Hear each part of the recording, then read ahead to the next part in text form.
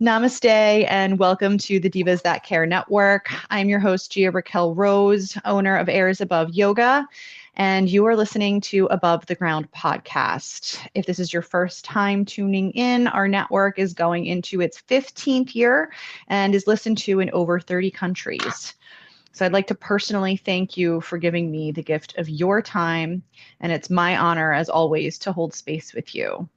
And today I am super, super excited. We have an amazing diva and woman on with a whole host of wonderful things that she does, but we're going to talk a little bit about her experience with yoga today. And so with that, I'd like to welcome Ann Shearer to Above the Ground podcast. And thank you so much for joining me today. And would you like to give yourself a little introduction about yoga and your practice and what brings you joy? Yeah, thank you, Gia, for inviting me here. I love the whole Divas That Care network. I'm glad you introduced it to me. So thank you. It's an honor that you asked me to be here. Yeah, I've really gotten intimate with yoga, I would say during menopause for me in my mid 50s, which is now about 6 years ago.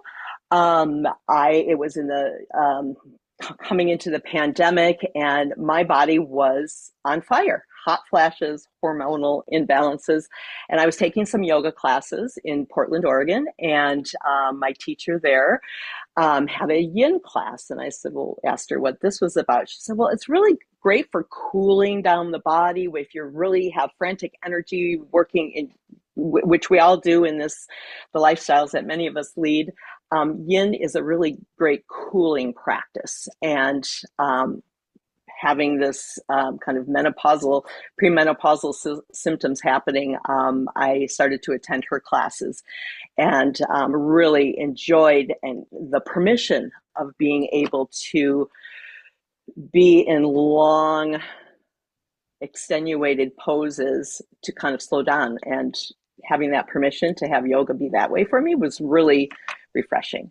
But it is a complement, as we'll talk later, to yang. So I don't think it's always beneficial maybe for people to go 100% yin. But through that period of my life, I really wanted to kind of get more in touch with my body and kind of think about this term embodied wisdom. I love that. I've been so much in my head throughout my adult life and my career. And so just even learning what it means to be in my body, it took me some years to kind of really, and I'm still working on it, right? So the yin really helped me to, slow down and do in meditation within the yin to help me kind of like really explore more deeply my body and organs and meridians and things. So that's how I really got to yin, and combining some of my meditation. I had really got into meditation prior to deepening in my yoga, but that really helped deepen my meditation practice as well. So I continue to do yin practice daily, but I do mix it with more yang energetic type of poses, which we can get into a little bit more specifics. But this is basically how I got to becoming a fan of yin yoga once I learned about it. And so, obviously I usually say that with most different types of practice, it kind of all starts with hatha, right? Like if you have a basic idea of the postures, then you need, and that's what you were mentioning, and I don't want to assume, but you were mentioning how, you kind of need both to have balance. So to be able to practice yin and hold these postures. So essentially yin yoga is, and I won't make it as dumbed down, quote, air quotes for those people that are listening online and not seeing this. But essentially they're very long holds, correct, for a lot of the postures. And it really gives you the sense to be able to drop in, not only, as you said, to your body from your mind, right, which is what we're always trying to do in yoga, but also to be able to really explore your body in the pose, which if you're practicing like me type A vinyasa girl, if you're practicing those, you don't really get you get the benefit of the transition on like the joints and the physicality. You don't get that in vinyasa. It's very rare for you to really do a long hold in a vinyasa class. Almost, I will say almost very like almost never. So Yeah, does that, yeah, and I that totally relates to this. Yeah, and I think that kind of going back with, yin and yang or yang, um, coming back to the Taoist philosophy, which I'm no expert in by any means, but it stems from our chi. And I think in hatha yoga, any type of yoga, physical yoga asanas that we're doing are really trying to balance the chi. But a lot of the active poses we do in flow are maybe more the yang type of poses, just like you said. So this is my teacher, actually, Sarah Powers, wrote a book called Insight Yoga, and she's an amazing yogi and teacher, and so she has a great book about that, explains kind of how Yin Yoga is there to deal with the yin elements of our bodies even. So yin elements of our body are blood, the liver, the kidneys. And so those don't get a lot of movement and energy flow necessarily with faster yang practices. So yin can help kind of move some of the meridians through, and you really focus more on, instead of in yang, for example, would be yang is more external, whereas yin is more internal. So yang, you put your energies out there in very energetic warrior poses and flow movements and continue. Whereas the yin then allows you to go more internal. I said it helped me with my meditation. So kind of going more internal and kind of like, being one with those joints. That's another thing with aging. It's been very helpful. And so you're really working, instead of, kind of working on your muscle, building your muscle tension and that kind of thing, you're going more like trying to get the ligaments and the bones juiced up. So you do that in a kind of a slower way, and the poses themselves are similar to the yang poses, but you just hold them longer. So one of my favorites, and that was recommended to me by my teacher, was the butterfly pose, where it's opening up with your legs kind of splayed and your feet together. You're opening up like a butterfly, very, very kind of honoring the feminine body as well. And then, leaning forward and just holding the butterfly pose. Usually I put a prop, a bolster under my head, a little yoga block, as I'm leaning forward towards my feet. But just staying in that position for a good 5 minutes in the morning resets everything for me.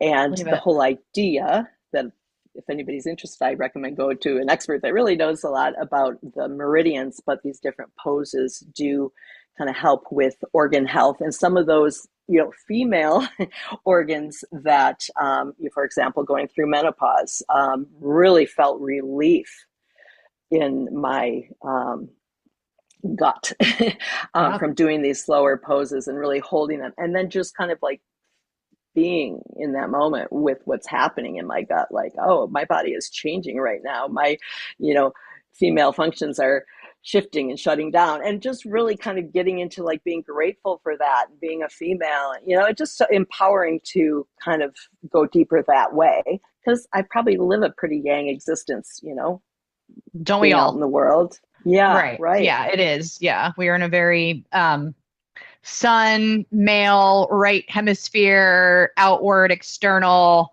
you know, that's where we are, especially I think, in this country in the US where we are. I think there's a lot of that, Mm-hmm. you know. Exactly. It helps in that way as well for me to deal with the world.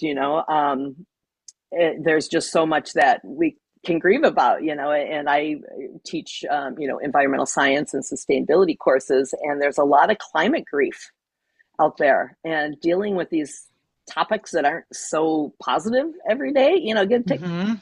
kind of wears down your psyche sometimes. So, um, I think these practices help with kind of even grieving, like allow your body to grieve, or just whatever is fine, but allow yourself to kind of let those things flow through. And so I think the yin practice and the classes that I have taken have really helped me to go a little deeper there and help me to, feel a little bit more sane in this crazy world.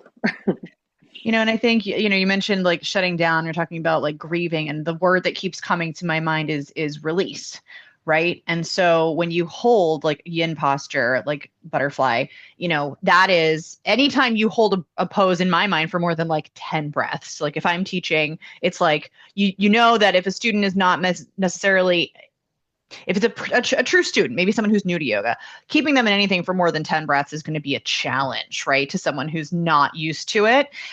So I'm always of the mindset that you kind of have to keep people moving to kind of keep them engaged, especially if they are new to a yoga practice. But I think that you don't get that release unless you hold a posture for a very long time. And your body, I've talked about this a lot, especially over the holidays, the amount of emotion and grief is one of the prime ones in the hips for women, lower back, hips. It's where we store not only I won't even say tension, because I think a lot of times tension for women, stress is up here, and it's up in the shoulders, and it's up in the neck, and it's up in this kind of place. And if you don't actively process that through, your body hangs on to it and it stores it right here. But grief specifically, I believe, and I don't want to misspeak, but I believe in more Eastern medicine, grief is associated with the lungs. And there's an element of the lungs being the organ that actually stores and processes and holds on to grief. But I think for let's say our actual body, when it comes to not just organs, but in our skeletal structure, I think it's hips. For me as a woman, as for women, I've had classes where you have a woman in pigeon and maybe we held it for a little bit longer and then they start to cry. And I think that we store trauma, grief, any emotion related to our femininity, our sexual organ, all of that is stored in our sacral and root and lower chakras. And any of these poses, they offer a release. And you might not even know what it is you're crying about or what it is you're releasing.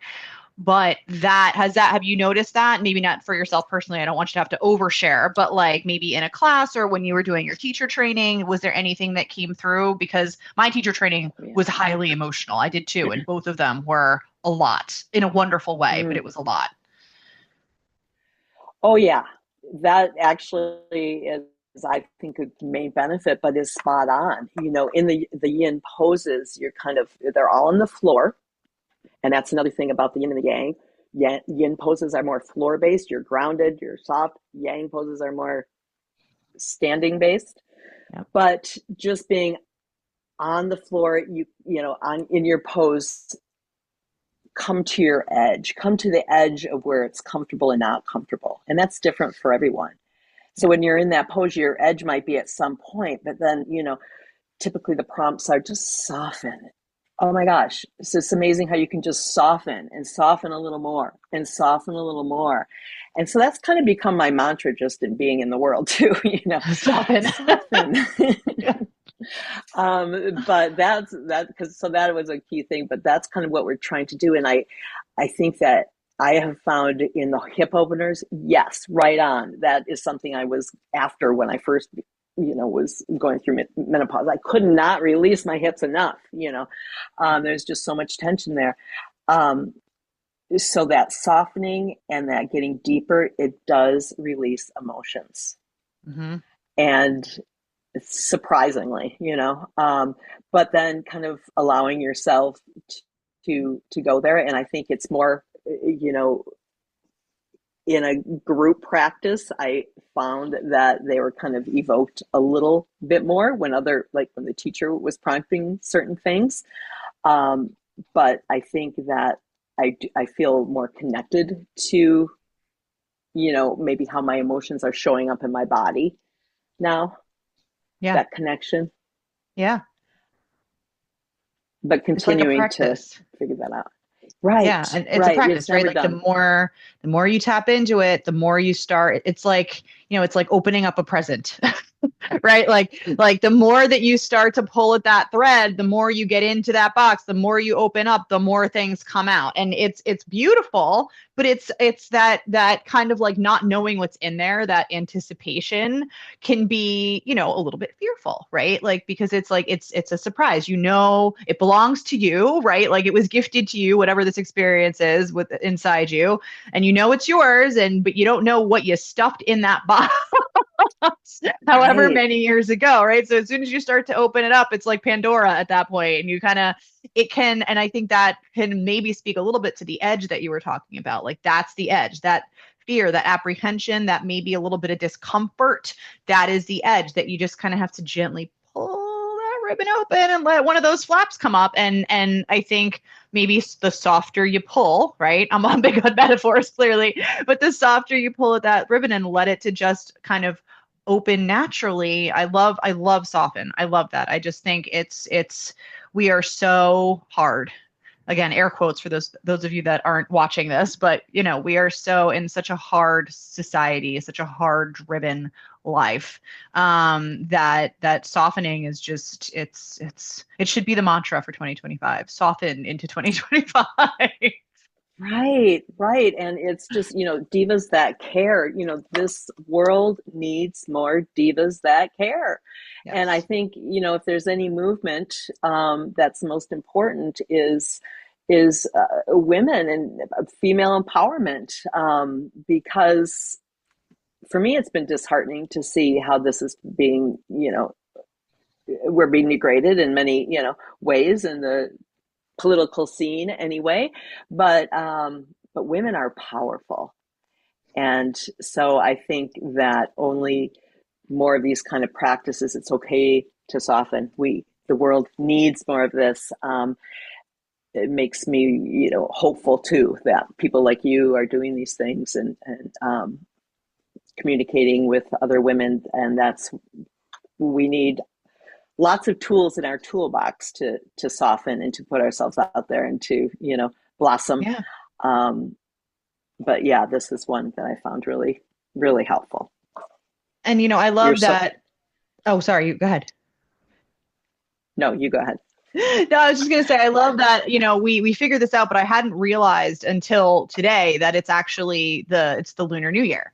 So last night was That's the new right. moon, right? And the new moon is all so just to go into my little woo-woo, left side yoga teacher, new moons are all about manifestation. They're all about the feminine. They're all about the cooling, right? The moon is the in yoga, right? The moon is the left hemisphere, the feminine side, right? And the cooling side, like for yin and for, all of the energy. Whereas the right side is the heating, it's the sun salutes, it's the vinyasa, it's the male dominated side. And that's how, in a very basic way, yoga kind of breaks down the left and right hemispheres of the body.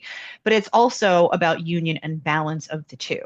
And I am such a big proponent of like divine feminine practices and cultivating that within yourself, because I could not believe this more, and I will shout it from the rooftops any chance that I get. I believe in be the change that you want to see. And I always say, like, I kind of think if you think about like the picture of the globe at night and you see like lights in cities, I always try to come up with that imagery and be like, if all of us lit up our own lights and were exactly who and what we embody, aspire to be, our own lights, our own love, our own softening as women, as people, and we all did that all over the world, we would have such an impact. And you don't have to be all over the world to do it. You can do it right where you are. And that is your little space. You're put right where you are on this planet to be your space, to be your light, to shine as brightly as you can, to be a beacon of love and hope in, darkness with your business and, what your 9 to 5 day job has been. And, it's Mother Earth that we live on, right? That divine feminine. And she is going through her whole process. We have not been very kind to her, right? And so you are on the front lines of that in so many ways. And so even just tapping into your own yin yoga practice, setting yourself up as a woman to receive. How, like, I'm horrible at receiving. I I am just the worst at receiving. And I know it's like, that's my practice. I need to learn how to receive better so much. But for you to be able to each morning allow your hips to release, soften yourself for your day, that to me, that is you coming into your divine feminine and being your divine feminine as you move through your day, and that positive internal awareness, that influence, you're bringing that to all the people that you interact with on a daily basis. And I think if we all did that, if we all trusted ourselves to be as powerful as we are, how much better would this existence be? How much more could we lift, our, slightly damaged Mother Earth up out of her, grief, circling Mm, back. yes, that is powerful, and I love it because you know the fact that first of all it's a new moon, and we're talking yin, which is yes, definitely a softer kind of moon practices, but also that really love and positivity is more powerful than that than hate. And so, how can we get that out there in our networks? The point I was initially wanting to make was that can you imagine, going along with what you just said, if everybody meditated and weren't allowed to, every morning from home, and weren't allowed to commute or deal with the daily grind, how much peace there would be on this planet just for like the morning rush hour, and people start their day in a more peaceful place instead of many times. I know for years I was in the rat race and stressed the minute I had to wake up at 5:30 a.m. to Yeah. dealing with the full day. So yeah, I love that image, and definitely uh, advocacy. I'm an advocate for slowing down, softening, slowing down. Maybe it's my phase of life too, but Well, and I also think it goes back to what you're saying, that you came into your yin practice at the beginning, like during COVID, correct? Like you started, that was when you did your instructor training. And, yeah, and correct me because you know the answer to this much more than I do, but correct me if I'm wrong, but wasn't there just a little bit of healing that occurred on the planet during COVID when we were truly in lockdown? Wasn't there a little bit, didn't we see some environmental manifestations of positivity from human beings being locked up and not being able to yeah, drive everywhere and destroy our planet as we moved through our unconscious daily yeah. practices? Yeah, Um, yeah, that's true. The carbon emissions did take a dip, if you look at global carbon emissions at that time, for sure.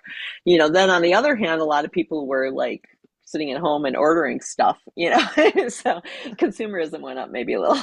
can't win them But all, right? I know there's trade-offs.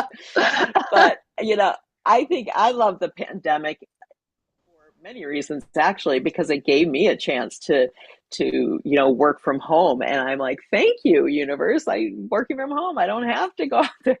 And even though I was still working and my job shifted, and but it also allowed that to be more of a possibility, I think, in the world. And it gave me space to pursue the yoga teacher training and some of these practices we're talking about. So I was hoping post-pandemic world would be a little less chaotic than it is, um, but there's still hope. So continue to there's practice. That's all we can do. there's always hope, right? There's always hope. And, you just have to, sometimes you have to create it for yourself, right? Like sometimes you can get, lost in all the things that are going on in the world. But I always find that your center, right, your yoga practice, whatever it might be, is for you, where you come back to. And that's, goes back to that, like that light within that you cultivate by doing practices like yoga, by treating your body kindly, by treating, by, like you said, if everyone meditated in the morning, right? If we talked about, you know, meditation practices, stilling practices, recalibration practice. That's what all of this is, right? Yoga, no matter what no matter what it is, it's about balance and recalibration. And I think that you need time and space to give that to yourself. And I think that's where people go wrong. And I don't want to say wrong, but where they don't have or they don't give themselves. don't create the time and the space to Right. stop, to be still. And a lot of times I think that can be trauma, because as soon as you're still, if you still and there's anything in your life that you're avoiding, it's the first thing that comes flooding in. Yeah, you are so right. I think that I'm a pro at repressing emotions, Right? and so yeah, I think that that is what we do. And slowing down, sometimes when you just have a day of nothing and total solitude, you know, my mind can make myself, I'm tired of hearing my, self saying the self talk. So, it is to give sometimes scary to give yourself space and time, or find other things to do before I got yoga on my list today, but I'll get this, and this done. And then I can do that as well. Then I do this, and this, and the day's done. And, Exactly. so I think digging into doing the yoga teacher training especially got me um, to understand really the importance of that's the number one priority before everything else. It makes everything else go better in the day, kind of that click, like, Yeah. okay, I'll get up, and then it's like not so bad to start a day, oh, I get to relish in some soft self-love practices for an hour. Maybe it's 45 minutes some days, maybe it's 15, but once you sit down, once I just roll my mat out on the floor, I kind of soften, you know? Yeah. And then, yeah, so then it's like, there it is. And it's very inviting because I know, you know, how valuable and how worthwhile it is to be on the mat. So just throwing the mat down gets me into the practice. And yeah, I think starting my day with a little meditation, a little yoga, depending on how much time I have, has changed a lot of things for me. Yeah. And I think that always the challenge is coming to your mat. The challenge is rolling the mat out. Mm-hmm. It is making that choice and consistency, right? Like, you can do it and then you can stop it for like a couple days and then you lose it for like a month. You know what I mean? Like if you're not consistent, and it really is about, it's not about how long you're on your mat. It's not about whether you meditate and do asana, whether it's about the act of the purpose of again gifting yourself that time, creating that time, and making the choice to roll the mat out and just get on it. No matter what you do, get on it. That's your yoga practice. Breathing. Just if you there were mornings where I was like, I'm doing something and I have 10 minutes. I ran out of time. Like I have X, Y, and Z. I'm going to just do breath work. I'm going to breathe, and that still counts. That's still yoga. Mm-hmm. And to that end, because again, I'm vinyasa girl all the way, or had been for many, many years until I, vinyasa'd my shoulder into some some unhappy places. But how does the breath tie into the yin? Because I'm sure if you have to hold a Mm. posture for like, upwards of 3 minutes, 5 minutes, that the breath really plays a huge, huge, huge role in that. It has to. How could you can't really soften if you Yes. can't breathe, right? Yeah, thank you for bringing that up because it is huge part of any yoga pose, as you know, but very important for yin poses. And really, for me, I keep my breathing practices fairly easy. My pranayama to, you know, kind of doing 5 deep belly breaths at least to kind of get me in tune with where I'm going to find my edge. But I think starting, if I'm in my, going into my butterfly pose, um, I look at, once I get into the pose, I look at that, really use my breath to visualize how it's kind of entering through my throat into my stomach, into my organs, and just kind of visualizing a cleansing kind of that flow of breath in and out. And also, the cleansing visual, first of all, is very, helps me to just relax and remember why I'm here because I love the image of cleaning things out. Um, but also getting into deeper and deeper into the pose with it's amazing how when you're in tune with your breath how it can just take you a little deeper each time, softening the breath is just the softener, right? Yeah. You breathe in, and it helps you to really concentrate. And one quote that comes up a lot is prana flows where your wait, how does that go? Energy flows where your prana goes. So Yes. your prana being your breath, if you're kind of, when I'm breathing and I'm really thinking about, my um, cleansing my kidneys, and so I'm breathing and focusing my breath just by that energetic focusing into certain organs or certain joints, ligaments that are tight. It's amazing how that breath just helps you to let yourself soften. And so breath is huge to get Yeah. deeper into the practice. Yeah. Especially, the recommended time for a yin pose would be anywhere from 1 to 5 minutes. Um, for those of us that haven't been doing it for a really long time, 1 to 3 minutes. 3 minutes might be about the point where people get a little twitchy and it's like, oh, okay, I've beyond my edge now. I can Yeah. bring it back or something. But 5 minutes is recommended for each pose if you can hold one up to 5 minutes. But that shows that you have kind of calmed and down your nervous system a little bit. It's a little bit of a sign of that too. It's hard to do. My mind wants me to move after 1.5, Of course. so it is a practice to kind of stick with it for, beyond the 2 minute point. Yeah, and when you were talking about, and I always say, whenever I cue, I always wind up cueing, okay, so we breathe in and we lengthen or we extend on the inhale, and on the exhale we deepen. And that's how I run any single class, right? You back out of the intensity, right? Like whether let's pretend we're doing a hamstring stretch and we're laying on our back and we have a strap around the ball of our foot and our one leg is perpendicular up in the air. I always say you get yourself to that point of resistance, of discomfort but not pain, and then that's when you exhale, and then you inhale and you release and come out of it. Then you exhale, and as you go back and forth slowly, we're not talking like really quickly, but really long, slow, deep breaths. You are able to bring that resistance point closer and closer to the body. That's what I find when I'm teaching something Mm-hmm. like that. But I also think that it's super important, especially with your background in meditation. I've talked about this quite a bit. Is the visualization of the breath. So you're talking about that where the breath goes, the Mm-hmm. energy flows. And if you're thinking about, let's say, your kidneys, you're breathing into your lower back.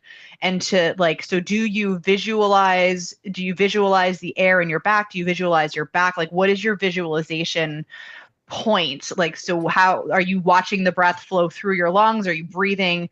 Sometimes I'll have someone literally if they're not adept at this, I'll say, put your hand where you are experiencing whatever discomfort and breathe into your hand. And Mm-hmm. it gives the body like the proprioception, the kind of kinetic connection between the mind, the breath, and where they're sending the breath. Because if someone doesn't practice yoga and you tell them to breathe into their left big toe, they're going to look at you like you have 45 heads. Like Right. that's just right. That's like, I've had it happen. I do not have 45 Uh-huh. heads, but I've had it happen if you're new to this kind of a practice.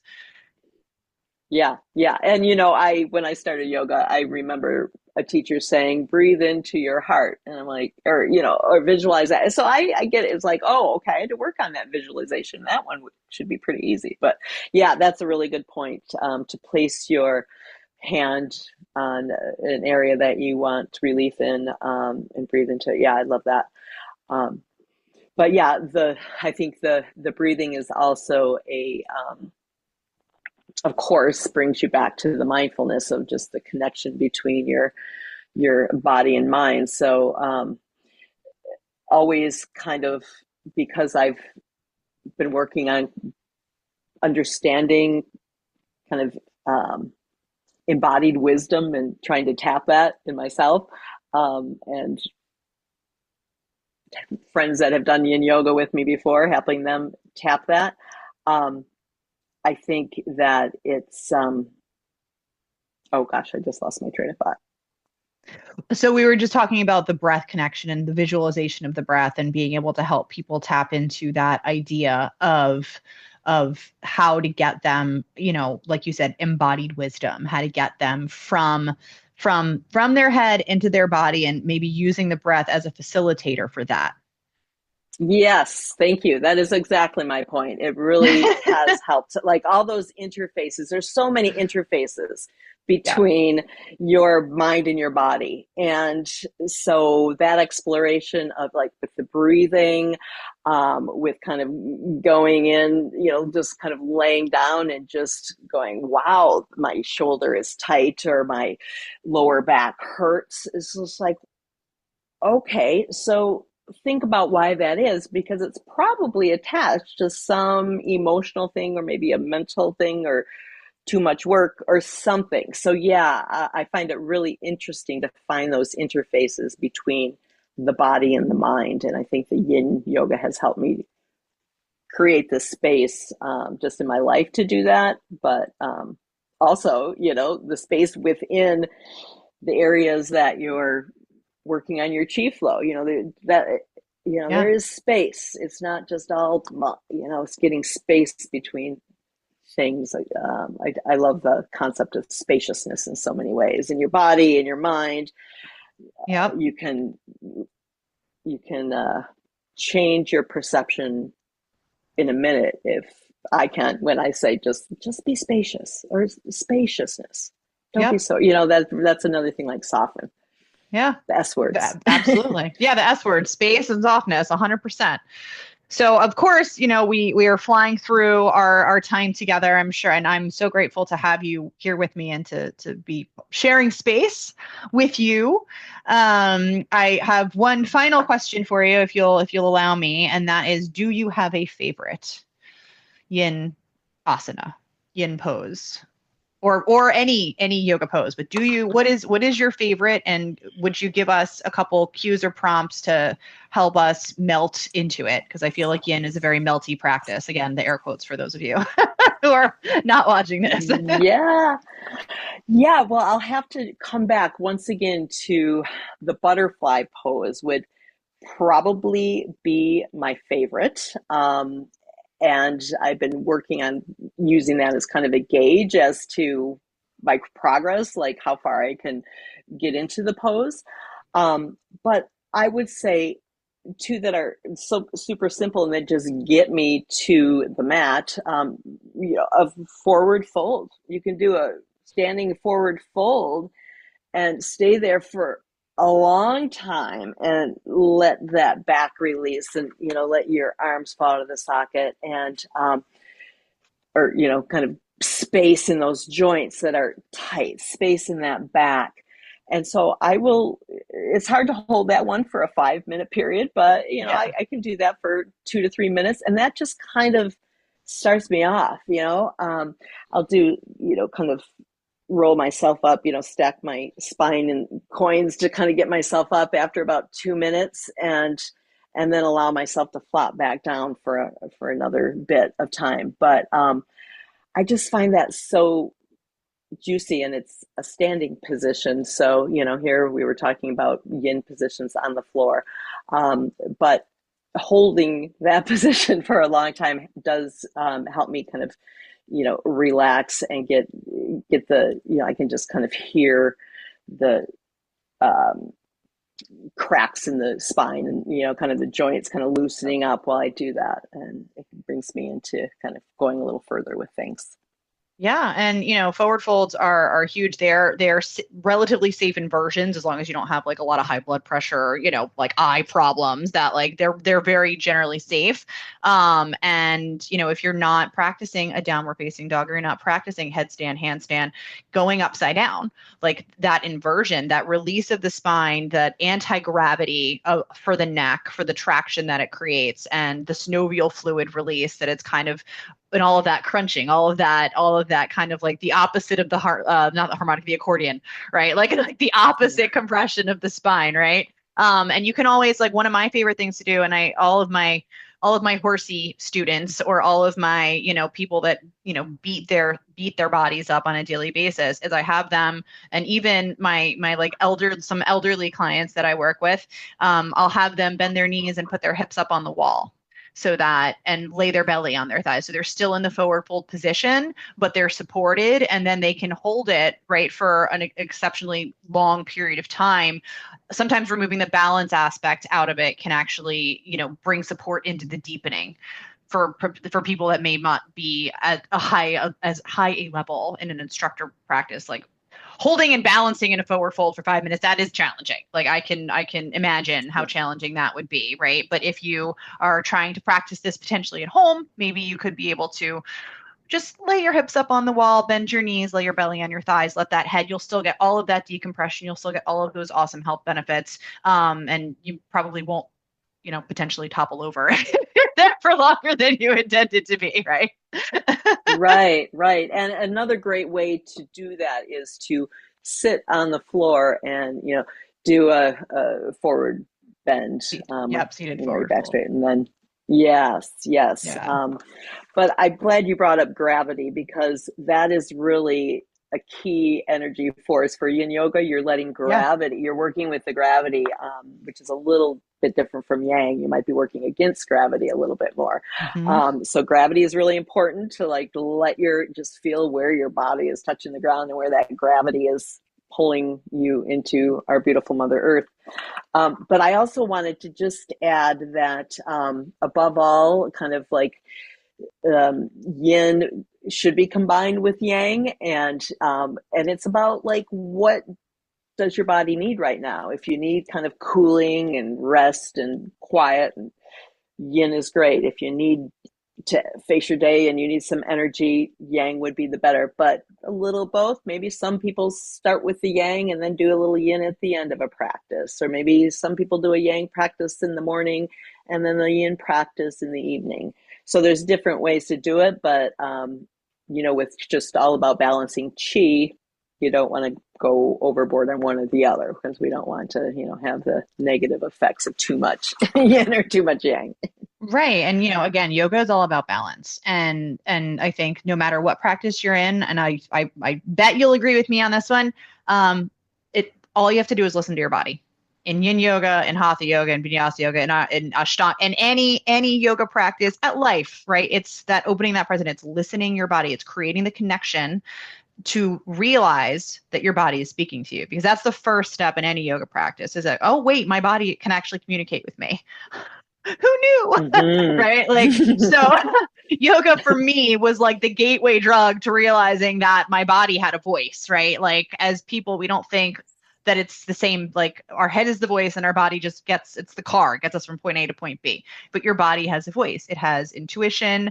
I talked a lot about recently about your heart space and listening to your heart. Essentially, that's listening to your body, right? Like your body knows before your brain. Your brain is generally what gets you into trouble. The overthinking, the negative self-talk, that yang, the brain just goes, it spirals, it goes a mile a minute. But the body, and what I loved what you said was about yin being on the floor. And I talked a lot about grounding, and I feel like yin is a very grounding practice. So a lot of times, even with women, if they're still in their menstrual cycles or they're coming towards the end of it, different times of the month, different moon phases, even you might be exhausted. You might get to your mat in the morning and you might be the last thing you need, even if you're like, I need energy. The last thing your body will tell you, I don't want to do a sun salute. I want to lay on the floor. I had an episode of this podcast called Exactly. lay Down Harder, right? So it's like I don't want to do that, and you just listen to your body. And that, to me, if we leave nothing else with the people that are listening to this, listen, your body has a voice, listen to it at life, and Mm. and drop out of your head, drop into your body. And it sounds like yin yoga is like the move for getting out of your head and into your body, because I don't think there's much more than holding a posture for 1, 2, 3, 4, 5 minutes that will get you into your body faster Yeah, yeah. or And more you notice, effectively.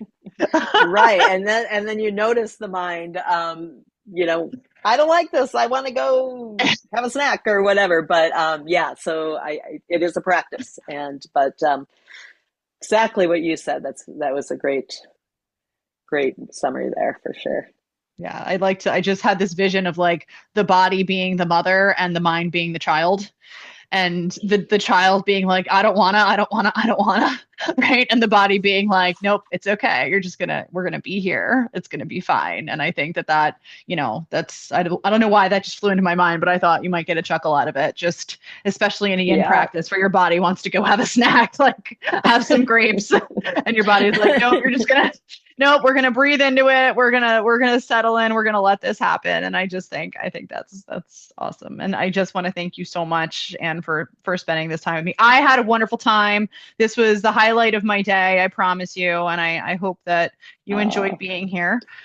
oh yes. Thank you so much for asking me and just introducing me to the network and everything. Appreciate this work so much. Thank you, Gia. Absolutely. It's my pleasure. And is there any way that you'd like for any of our listeners to be able to connect with you? Please feel free to share any way that they might be able to you help them or further this discussion with them or anything else.